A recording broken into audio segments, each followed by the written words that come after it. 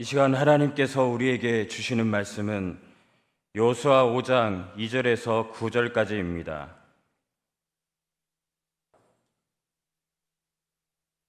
구약 325면 여호수아 5장 2절에서 9절까지 말씀 제가 봉독해 드리겠습니다. 그때에 여호와께서 여호수아에게 이르시되 너는 부싯돌로 칼을 만들어 이스라엘 자손들에게 다시 할례를 행하라 하시매 여호수아가 부싯돌로 칼을 만들어 할례산에서 이스라엘 자손들에게 할례를 행하니라. 여호수아가 할례를 시행한 까닭은 이것이니 애굽에서 나온 모든 백성 중 남자 곧 모든 군사는 애굽에서 나온 후 광야길에서 죽었는데 그 나온 백성은 다 할례를 받았으나 다만 애굽에서 나온 후 광야길에서 난 자는 할례를 받지 못하였음이라. 이스라엘 자손들이 여호와의 음성을 청종하지 아니하므로 여호와께서 그들에게 대하여 맹세하사 그들의 조상들에게 맹세하여 우리에게 주리라고 하신 땅 곧 젖과 꿀이 흐르는 땅을 그들이 보지 못하게 하리라 하시매 애굽에서 나온 족속 곧 군사들이 다 멸절하기까지 40년 동안을 광야에서 헤매었더니 그들의 대를 잇게 하신 이 자손에게 여호수아가 할례를 행하였으니 길에서는 그들에게 할례를 행하지 못하였으므로 할례 없는 자가 되었음이었더라. 또 그 모든 백성에게 할례 행하기를 마치매 백성이 진중 각 처소에 머물며 낫기를 기다릴 때에 여호와께서 여호수아에게 이르시되 내가 오늘 애굽의 수치를 너희에게서 떠나가게 하였다 하셨으므로 그곳 이름을 오늘까지 길갈이라 하느니라. 아멘. 오늘 말씀을 생각하면서 한번 따라하겠습니다. 영적으로 할례받은 신앙으로 살겠습니다. 아멘. 요즘 100세 인생이다, 120세 인생이다 이렇게 하는데요.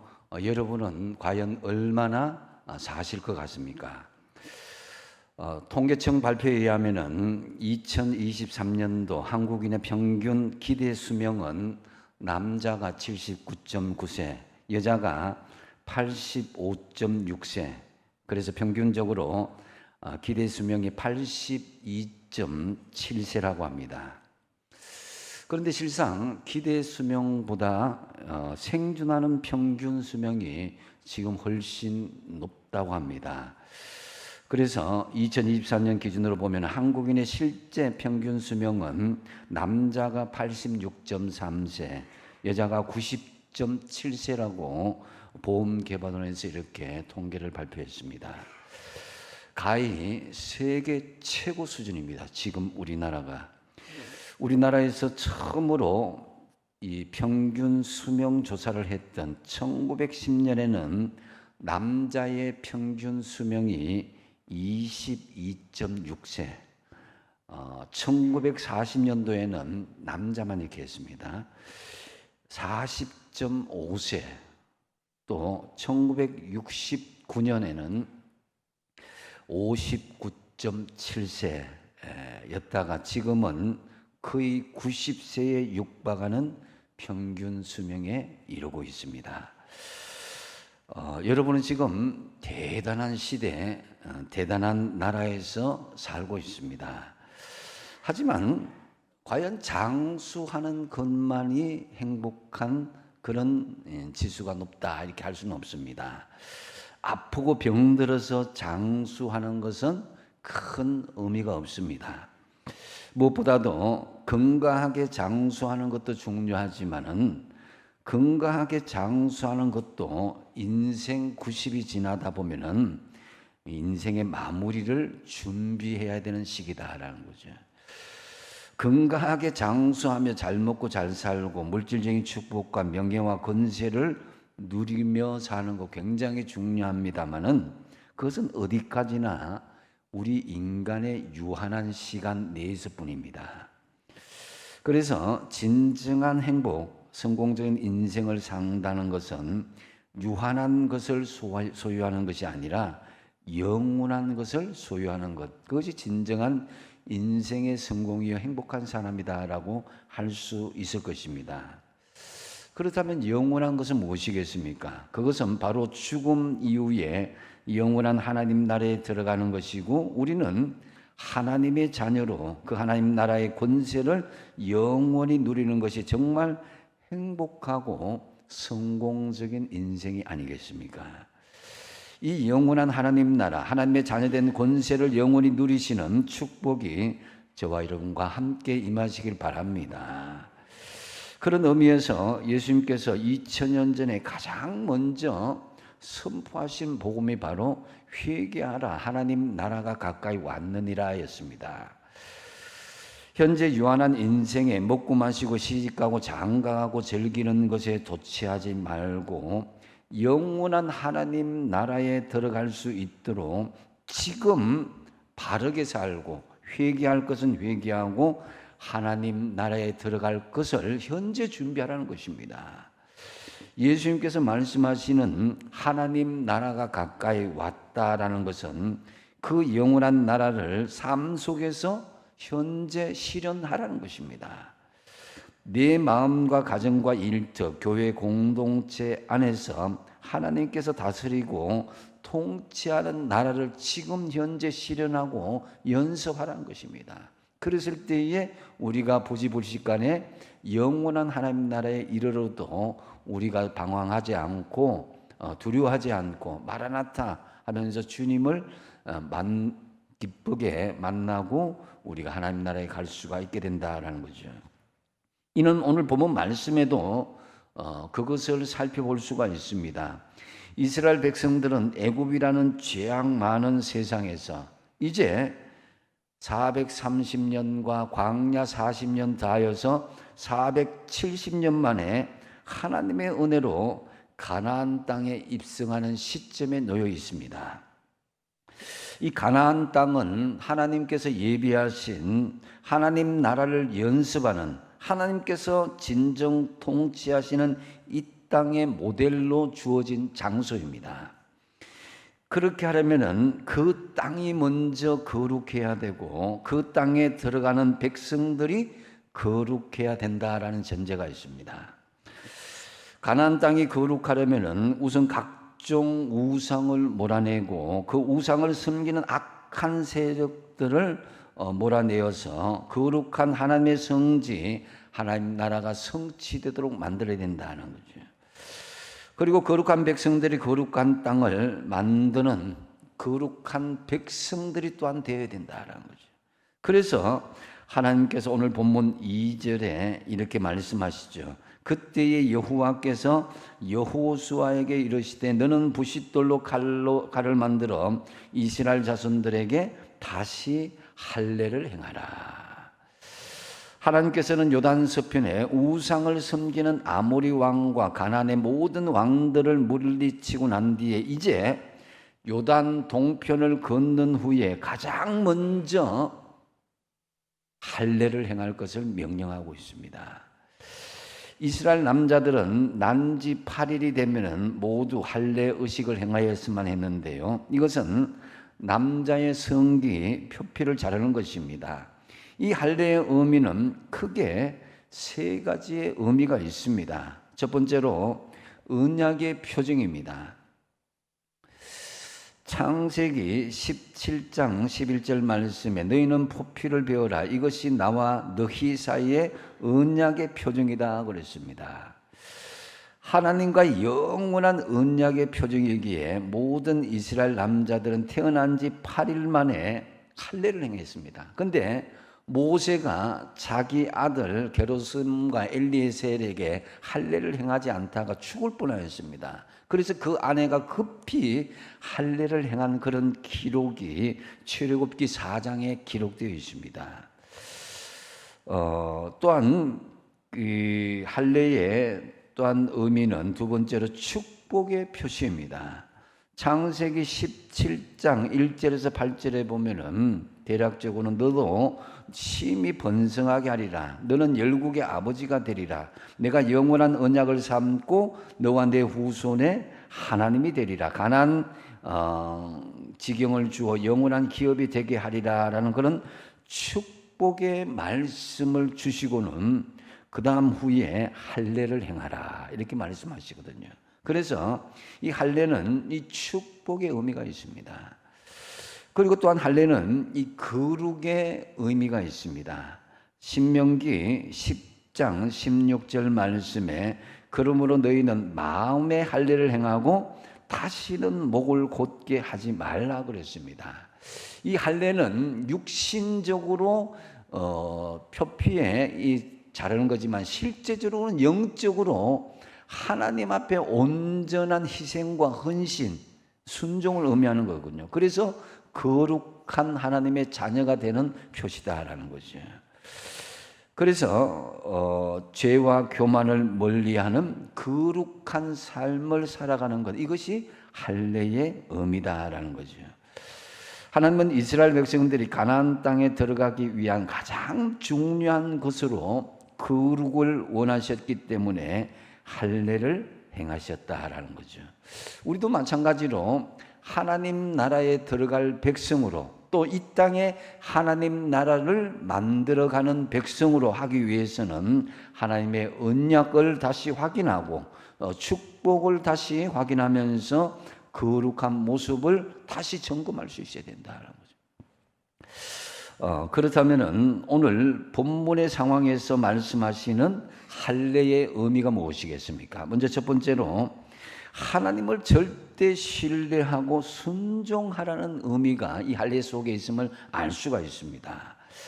이스라엘이 요단강을 건넜을 때 가나안 땅의 거민들은 먼저 연합해서 이스라엘에게 반격할 시간이 충분히 있었습니다. 요단 저쪽에서 이쪽으로 넘어오기까지는요, 분명히 가나안이 연합을 해서 이스라엘을 반격할 준비가 있었습니다. 근데 왜냐하면은 가나안을 건너기 위해서는 실제로 200만 명 가까이 되는 백성들이 있었기 때문에 배를 만들고 준비하는 기간이, 그 기간에 이 가나안 연합군이 충분히 먼저 선공을 할 그런 기회가 있었다는 거죠. 그래서 가나안 백성들은 그렇게 준비하는 기간을 가지고자 했을 때에, 그런데 갑자기 요단 저편에 도착 후에 3일이 지나자 요단 강물을 하나님께서 갑자기 말리시고 이스라엘 백성들이 물밀듯이 밀려오는 거예요. 생각지도 못한 일이 벌어지게 된 거죠. 이것을 보면서 가나안 사람은 1절에 보면은 그들의 심정을 알 수가 있는데요. 한번 읽어보겠습니다. 시작. 요단 서쪽의 아모리 사람의 모든 왕들과 해변의 가나안 사람의 모든 왕들이 여호와께서 요단물을 이스라엘 자손들 앞에서 말리시고 우리를 건너게 하셨음을 듣고 마음이 녹았고 이스라엘 자손들 때문에 정신을 잃었더라. 자, 적군의 마음이 녹고 정신을 잃었다는 것은 사기를 완전히 상실했다는 것입니다. 군인들의 가장 중요한 무기는요, 외적인 무기가 아니라 사기입니다. 사기가 사라지게 되면 군인들은요, 싸울 의지가 없게 되고 그거는 백전백패할 수밖에 없게 되는 것이죠. 그래서 이 전쟁의 승패는 이미 이스라엘에게 완전히 기울어졌습니다. 이때가 가장 이스라엘이 가나안을 완벽하게 공격할 타이밍이 주어지게 된 것이다라는 거죠. 정말 약속하신 땅을 이스라엘 백성들이 쉽게 얻는 그 순간입니다. 근데 바로 그 순간 2절에 보면 그때라고 하면서 바로 승리를 얻을 수 있는 가장 좋은 타이밍에 하나님께서는 여호수아를 불러서 성공 작전이 아니라 실패의 위험이 높은 작전을 지시합니다. 그게 뭐냐면은 2절 하반절에 너는 부싯돌로 칼을 만들어 이스라엘 자손들에게 다시 할례를 행하라. 이 할례 명령을 내리신 것입니다. 여러분 군대 생활하신 분들 다 할례를 행한 그런 경험들이 있을 것입니다. 적어도 3일에서 일주일간은 어그적 걷거든요. 활동 못해요. 이 전쟁을 앞둔 병사들이 할례를 행한다는 것은 자살 행위와 같은 거예요. 근데 하나님께서 완전히 그들의 마음이 떨리고 두려워하는 그 사기가 떨어진 이 가나안 거민들을 향해서 지금 즉시 공격하라 명령하신 것이 아니라 지금 너희들이 할례를 행하라. 이게 인간적으로 생각하면 도무지 이해가 되지 않습니다. 근데 이 할례를 행하는 가운데에 어려움을 당한 그런 내용들이요, 창세기 34장에 보면은 야곱의 딸 디나가 세겜 추장에게, 이 추장의 아들에게 급탈을 당하는 그런 일들이 생기죠. 이것을 들은 디나의 오라비인 시몬과 레위는 세겜과 그의 족속들에게 속이는 작전을 할례를 이렇게 들이댑니다. 만약에 너희들이 남자들이 다 할례를 행하게 되면은 우리 동생 디나를 너희들 그렇게 세겜 추장의 아들과 결혼할 수 있도록 해주겠다, 이렇게 제안을 하는 거죠. 순진하게 그 세겜의 족속의 남자들이 할례를 받았는데 이 3일째가 가장 고통스러운데 3일째의 시몬과 레위가 이 세겜 남자들을 완전히 진멸하는 그런 사건이 발생합니다. 그만큼 이 할례를 행한 그 시점에는 무기력하게 되고 어떠한 전쟁을 치를 수 없다는 것이죠. 마찬가지로 지금 이스라엘 백성들이 가나안 거민들과 싸움을 앞두고 스스로 할례를 행했다는 것은 정말 전 이스라엘 백성들이 순식간에 멸망할 수도 있는 그런 상황이 되고 말았습니다. 이것을, 그런데 그 영적으로 무엇을 의미하는 것이겠습니까? 이걸 알아야 되는 거예요. 그것은 바로 하나님을 절대 신뢰하고 하나님의 명령에 절대 순종하라는 의미가 여기에 있는 것입니다. 상황이나 환경, 어떤 전력을 보지 말고 하나님을 절대 신뢰하고 순종하라는 거예요. 이러한 상황은 저와 여러분의 상황 가운데서도 얼마든지 벌어질 수 있는 개연성이 있습니다. 여러분들이 직장 생활을 하게 되면 주의를 지키면 내가 불이익을 당하는 경우가 많죠. 또 더군다나 심지어 회사에 휴가를 내어서 가장 바쁜 시기인데도 불구하고 여름 성교학교와 수련회에 제가 봉사하고 섬기겠습니다 하면은 미운 틀이 박힐 수밖에 없는 거예요. 이러한 믿음의 행위는 하나님을 절대 신뢰하고 순종하는 마음이 없으면 절대 할 수가 없는 거예요. 여러분, 하나님을 절대 신뢰하고 하나님의 말씀에 먼저 순종하여 보시기 바랍니다. 그런 믿음의 결단에는 반드시 하나님께서 책임져 주시는 거예요. 이때 할례 받은 사람은 이 신학자는 약 70만 명으로 추산되어지고 있습니다. 하지만 여호수아도 지파의 지도자들도 제사장 단 한 사람도 이 명령에 거부하는 사람이 없었다는 거죠. 3절에 보면은 여호수아가 부싯돌로 칼을 만들어 할례산에서 이스라엘 자손들에게 할례를 행하였다라고 말씀하는데요.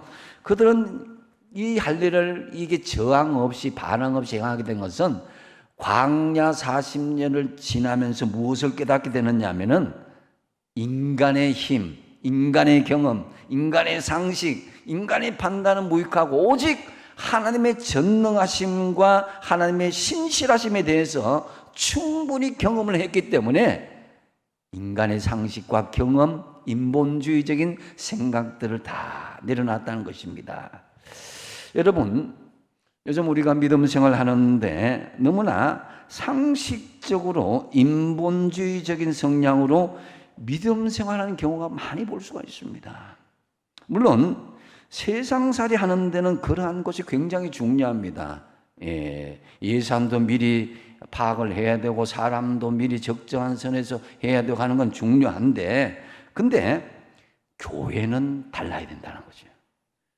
사람이 부족하다, 재정이 부족하다, 또 해보니까 안 되더라, 상식적으로 거의 납득이 안 된다, 이런 인간적인 계산만 한다면은 하나님을 향한 믿음 왜 가지는 겁니까? 믿음이 있을 필요가 없는 거죠. 인간적인 상식과 경험으로 판단하는데, 하나님의 일은 이성적으로 먼저 판단해서는 안 된다는 거죠. 하나님의 일을 하면서 조목조목 합리적으로 인간적으로 이성적으로 논리적으로 판단하고 따져왔다면은 지금 2000년 교회 역사는 벌써 무너지고 멸망했을 것입니다. 어떻게 이성적으로 하나님께서 말씀으로 천지를 창조할 수가 있었겠으며, 과학적으로 볼 때 어떻게 아브라함이 100살 때 이삭을 낳을 수가 있었겠으며, 이성적으로 볼 때 어떻게 홍해를 가르고 요단강을 가르고 마르게 할 수가 있었겠냐 이거죠. 논리적으로 따져볼 때 어떻게 예수님께서 죽은 자를 살리시며 오병이어로 5,000명을 먹일 수가 있었겠으며, 또 상식적으로 따져볼 때 어떻게 예수님이 부활할 수 있었겠으며 또다시 재림한다고 우리가 믿을 수가 있겠냐 이거죠. 여러분, 하나님의 일은 하나님의 방법대로 맡기고 신뢰하고 순종하시기 바랍니다. 바랄 수 없는 중에 바라고 믿을 수 없는 중에 믿는 믿음이 진정한 신앙인 거예요. 오늘 본문 상황에서 이스라엘은 충분히 하나님께 따질 수 있는 상황이었습니다. 이러면 우리 망합니다. 적군이 갑자기 공습을 하면 우린 죽습니다 할 수도 있어요. 하나님 지금 장난치는 겁니까? 지금 우리 보고 죽으란 말씀입니까? 이렇게 저항할 수도 있었습니다. 그러나 출애굽 제2세대 이들은 정말 세겜에서 다시 결단한 제2세대는 선조들의 그 실패한 경험, 인간적으로, 경험적으로, 합리적으로 그런 인간적인 계산으로 한 것에 실패한 것을 철저히 경험했기 때문에 그들은 일단 하나님을 신뢰하고 그 말씀에 순종한 것을 볼 수가 있습니다. 여러분, 하나님을 신뢰하고 순종하면 그 길이 사는 줄로 믿고 어떤 경우에도 하나님을 절대 신뢰하시고 순종하는 저와 여러분 되시기 바랍니다. 두 번째로 이제 할례의 의미는 하나님과의 언약의 관계를 회복하라는 그런 의미가 있습니다. 2절 하반절에 보면은 다시 할례를 행하라. 이것은 2번 할례 행하라 이런 의미가 아니죠. 이것은 하나님과 할례 받은 백성, 언약 백성으로 다시 돌아가라는 것인데, 이스라엘 백성들 5절에 보면은 그 나온 백성은 다 할례를 받았으나 다만 애굽에서 나온 후 광야길에서 난 자는 할례를 받지 못하였다 그랬습니다. 출애굽한 지 시내산에 이르기까지, 시내산에서 할례 받고 지금까지 38년 동안 할례와 유월적 예시를 지내지 못했던 것입니다. 그래서 그들은 12명의 정탐꾼들 중에 10명의 정탐꾼들이 부정적인 말을 하는 바람에 하나님과의 언약의 관계가 깨어진 거예요. 하나님이 약속하신 것을 그들이 믿고 들어가야 되는데 오직 여호수아와 갈렙만이 주장했지만 결국 그 대부분의 군중들이 거부하고 저항하는 바람에 그들 20세 이상은 여호수아와 갈렙 위에 다 광야에서 죽고 말았습니다. 그렇게 이제 20세 이하의 사람들이 이제 38년이 흐른 후에 다시 할례를 행하라라고 말씀하신 것입니다. 여러분, 언약이 깨어져 버린 그런 관계에서 다시 회복하는 단계, 이것은 바로 예수 그리스도 안에서 모든 죄를 회개하고 용서함 받고 회복하는 그런 것으로 신약적으로는 해석할 수가 있는 것입니다. 그래서 여러분, 때로는 하나님을 믿다가 떠날 수도 있고 또 하나님을 거역할 수도 있고 나름대로 부정적인 생각을 가질 수가 있는데, 이제 하나님의 약속의 말씀을 믿고자 할 때는 언약의 관계, 약속의 관계를 다시 체결해야 되는 거예요.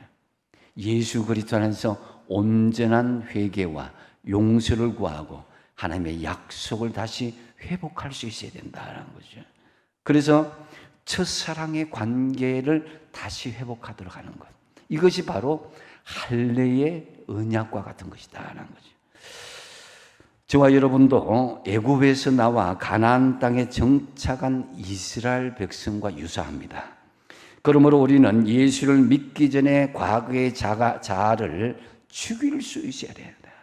예수 믿기 전에 우상을 버리는 것, 물론이고 혈기와 과거의 잘못된 습관들을 청산할 수 있어야 된다. 그래야 진정한 하나님의 언약의 관계를 회복할 수 있게 되는 것이다 라는 거죠.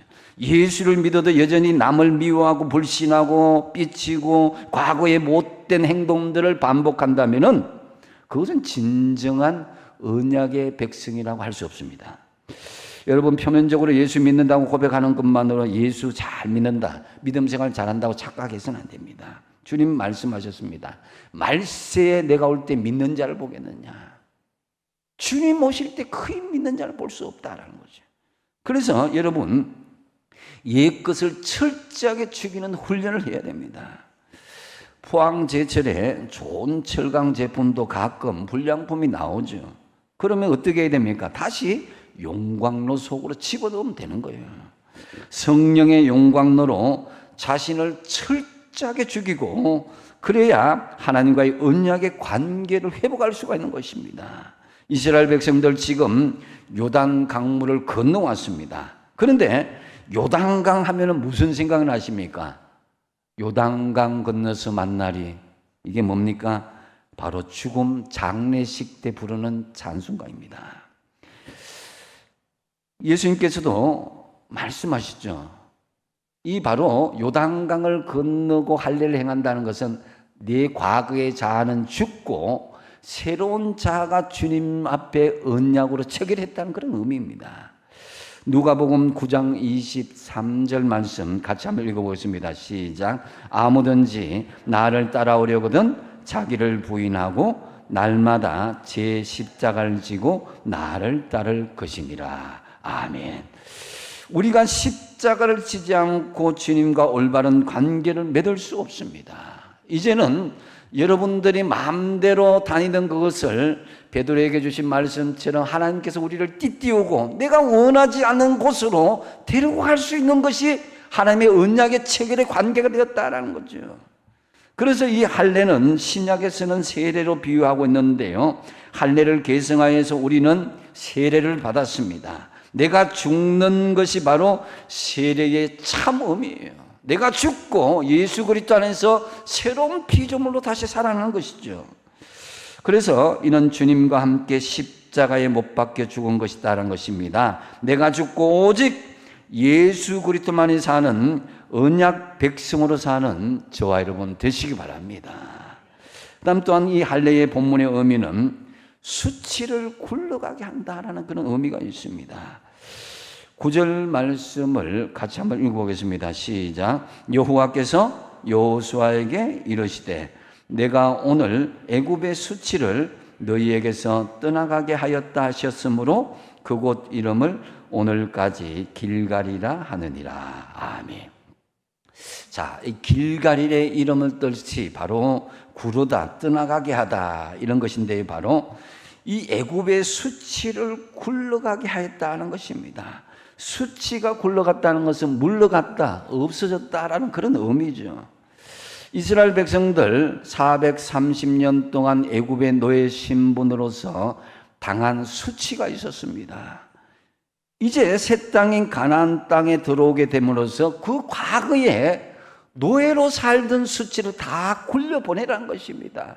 죄의 노예, 사탄의 노예, 음란의 노예, 온갖 사악한 그런 수치들을 다 굴려보낸 것이 바로 이 할례 의미요 세례 의미인 것입니다.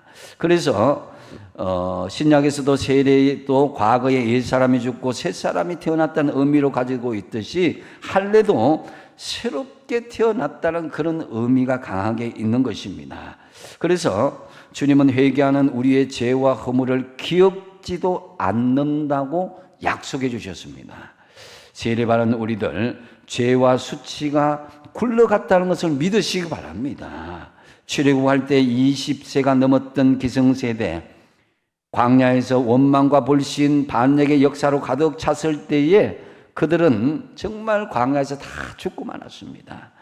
그리고 출애굽 제2세대 신세대가 성장할 때까지 가나안을 입성하는 그것이 막혀져 있다가 이제 비로소 하나님께서 그 신세대가 부모의 죄악을 끊어야 되는 그 상황에서 그들에게 할례를 행하라는 것입니다. 자, 우리나라를 보면은 전통적으로 우리나라는 불교와 유교, 무속의 기초 위에다가 이 기독교가 들어왔죠. 그죠? 근데 한편으로는 우리의 그런 색깔들이 잘 지워지지 않는 부분들이 있습니다. 또 그것을 두려워하는 부분도 있고요. 그래서 우리 한국이 마음의 할례를 받은 민족으로 한 사람 한 사람 불교, 유교, 우상과 무속의 제약을 하나하나 끌어야 되는데 그런 부분에서 이전히 남은 잔상들이 있습니다.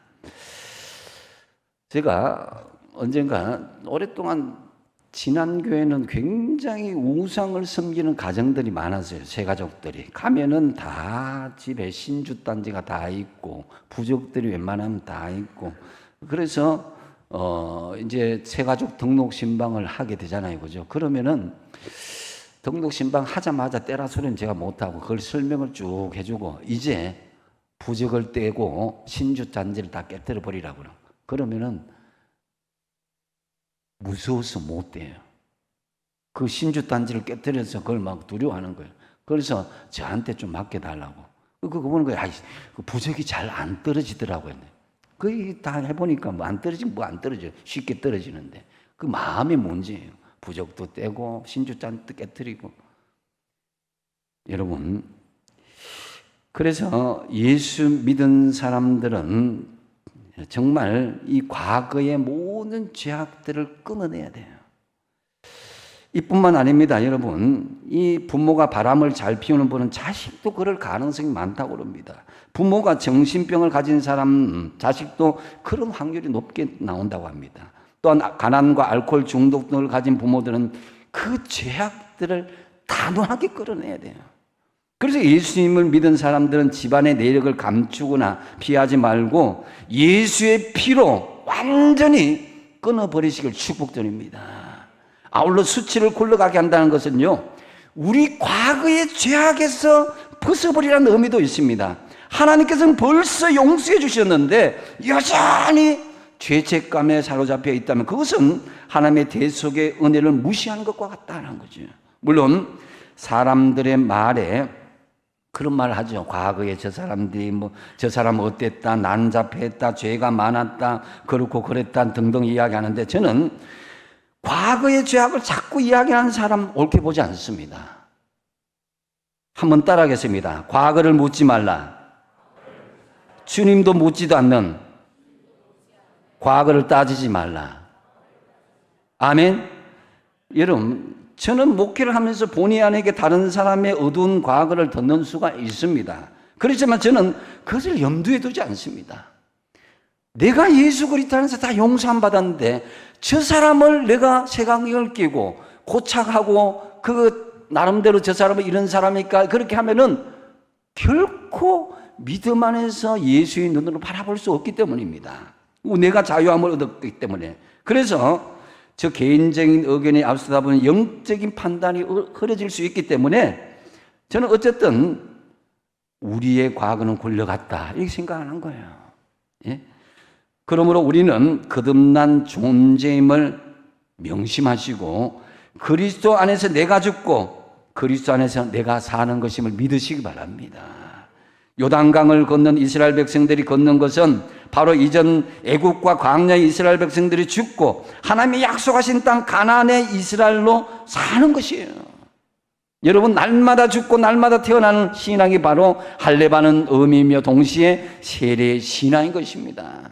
그래서 바울은 고린도전서 15장 31절을 어떻게 결단합니까? 한번 읽어보겠습니다. 시작. 형제들아, 내가 그리스도 예수 우리 주 안에서 가진 바 너희에 대한 나의 자랑을 두고 단언하노니 나는 날마다 죽노라. 아멘. 바울은 날마다 죄에 대해서 죽고 악의 의에 대해서는 사는 진정한 할례자의 사람이었고 세례의 사람이었습니다. 여러분, 주님이 기억지도 않으시는 문제를 삼으시도 않으시는데 무슨 사람의 생각이나 말에 신경을 쓰십니까? 다 굴려버리시고 지금부터 다시는 그 같은 수치를 범하지 않도록 하면 되는 거예요. 과거의 수치, 모든 수치는 다 다 굴려보내시고 할례받고 세례받은 하나님의 자녀로 당당하게 살아가신 저와 여러분 되시기 바랍니다. 말씀을 맺습니다. 오늘 할례의 의미 세 가지로 말씀드렸습니다. 첫 번째 뭐라고 했습니까? 하나님을 절대 신뢰하고 순종하는 것입니다. 어떤 경우에도 하나님을 절대 신뢰하고 순종하십시오. 인간적인 계산, 판단 따지지 마십시오. 두 번째로 하나님과의 언약의 관계를 회복하십시오. 내가 삐끗할 수 있습니다. 넘어질 수 있습니다. 실수할 수 있습니다. 그러나 예수 그리스도의 피의 공로로 다시금 주님 앞에 회개하고 다시 그 자리를 회복하고 하나님의 언약의 관계를 다시 회복하셔야 되는 거예요. 세 번째 뭡니까? 수치를 어떻게 하라고요? 굴러가게 하라. 과거의 모든 수치는 다 굴려보내시고 할례받고 세례받은 하나님의 자녀로 당당하게 살아가시고 승리하시는 저와 여러분 되시기 바랍니다. 기도하겠습니다. 아버지 하나님, 우리 같은 몹쓸 죄인들, 영영 죽을 죄인들을 하나님께서 할례받게 하시고 세례받게 하시니 감사합니다. 이제 오늘 주신 말씀에 따라서 하나님을 절대 신뢰하고 순종하며 하나님과의 언약의 관계를 온전히 회복하며 과거의 모든 수치를 떠나보내는 할례받은 믿음의 백성으로 당당하게 살아갈 수 있는 우리 모두가 되게 하여 주시옵소서. 예수님의 이름으로 기도하옵나이다. 아멘.